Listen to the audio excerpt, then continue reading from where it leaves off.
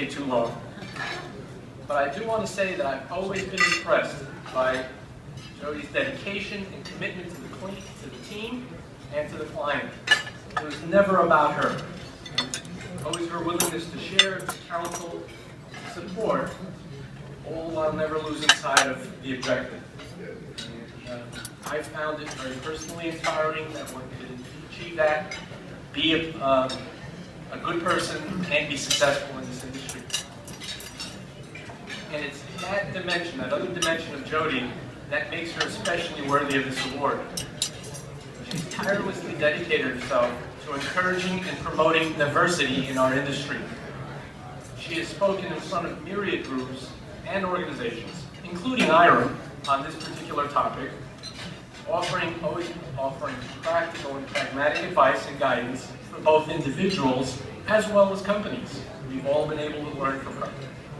And this effort alone would make her, has made our industry so much better for all of us. Now, I've known Jodi for almost 25 years now. It's certainly my distinct pleasure to be here and to be the one to introduce her as an officer of the chapter, certainly as a client, as a peer, but most especially as a friend. So, without further ado, please join me in congratulating Jodi Pulice.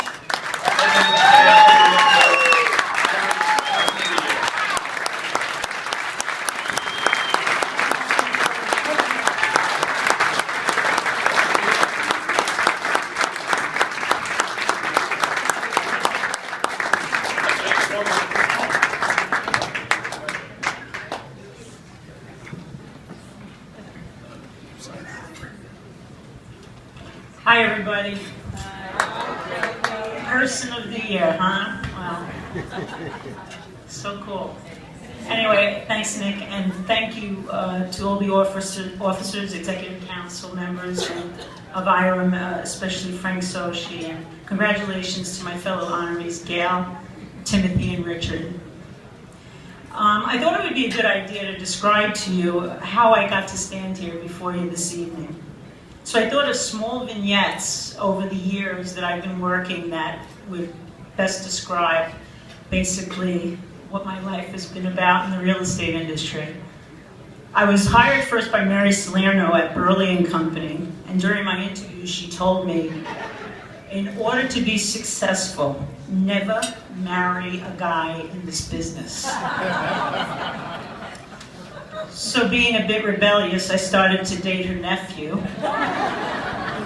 who was also working at the company.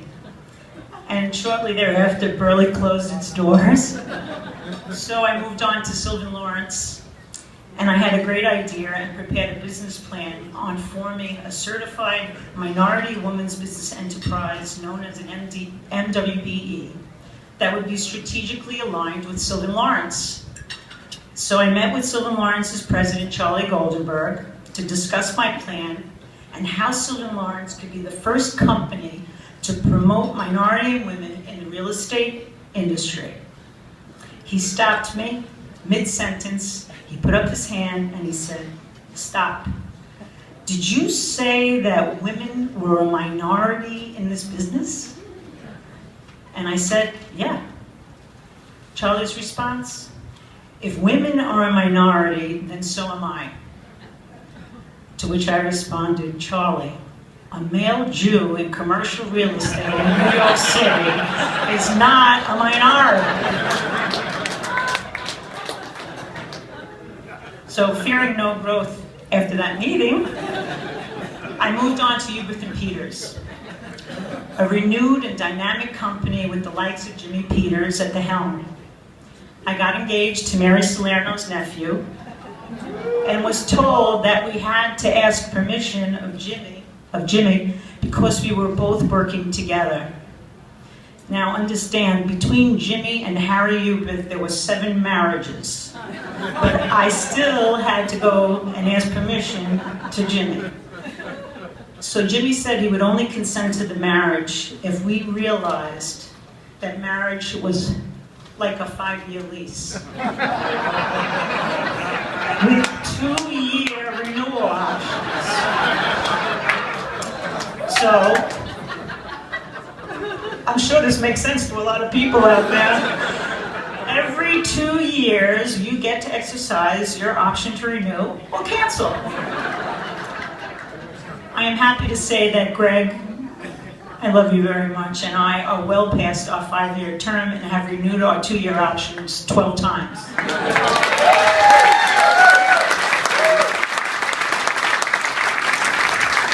So while at Hubert Peters, I played second base on the company softball team. I played in college, I played in high school, and I just naturally went to play. So I played on the company softball team for 3 years. And we played against other commercial real estate firms in the Real Estate Industry League. And it was a great way to meet fellow brokers and especially socialize with them after the games.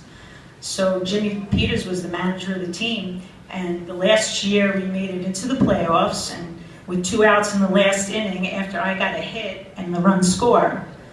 So the next day, Jimmy called me into his office. This is all true stories, guys.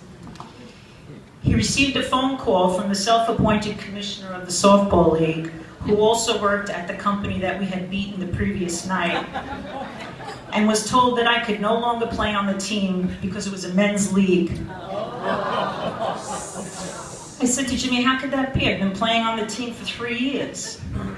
Jimmy said that the commissioner did not know that Jodi was a female. He only receives a roster, he doesn't attend the games, and thought Jodi was a man's name. I told Jimmy that there are laws that protect women's issues like this. Jimmy's response was, you want to be a softball player or you want to be a broker? And any law, he said, that you pursue is only going to make lawyers rich and other brokers tentative to work with you. So you decide. I was so disgusted, and Jimmy knew it. And as I was walking out of his office, he told me one other thing.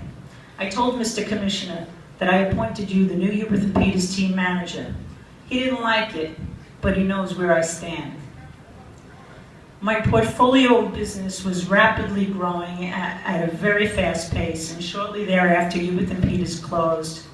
I went out on my own, and JRT, a certified minority women's business firm, was born, forming a strategic alliance with Steve Siegel at Insignia ESG.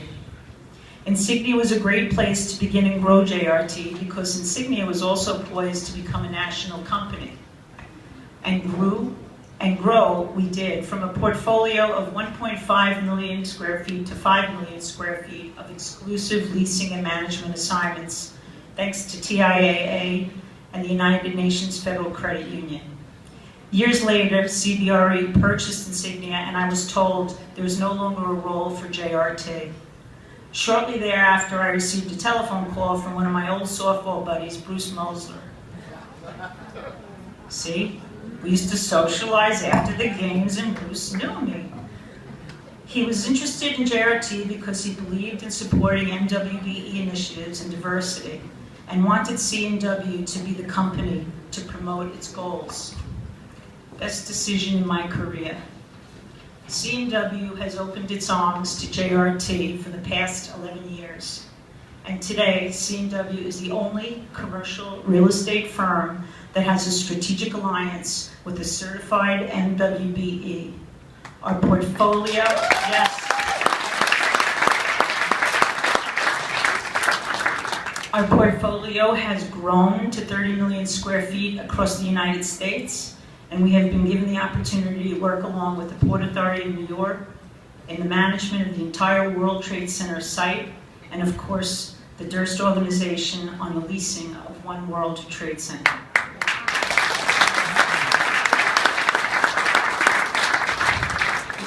Together, JRT and C&W work cooperatively on assignments with the City of New York, the MTA, and the United Nations, among others. This mutually rewarding relationship has afforded me many opportunities to sit at the table with prestigious landlords, including Jamestown, Taconic, the Durst organization, and of course, TIAA.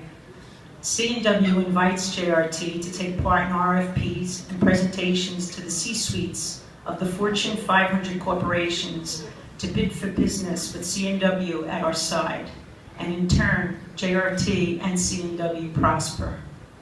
I attribute much of my success to the open minds, out-of-the-box thinking, and creative executives of Cushman & Wakefield.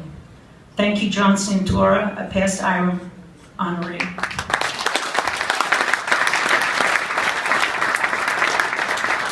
I would also like to recognize and thank the leaders and professionals of TIAA, the early adapters, and among the first to recognize the value of NWBE firms.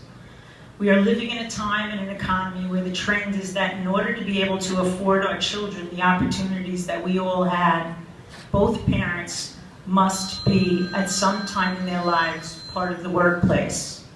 Therefore, we must all participate in empowering our children by our own work ethics and lead by example.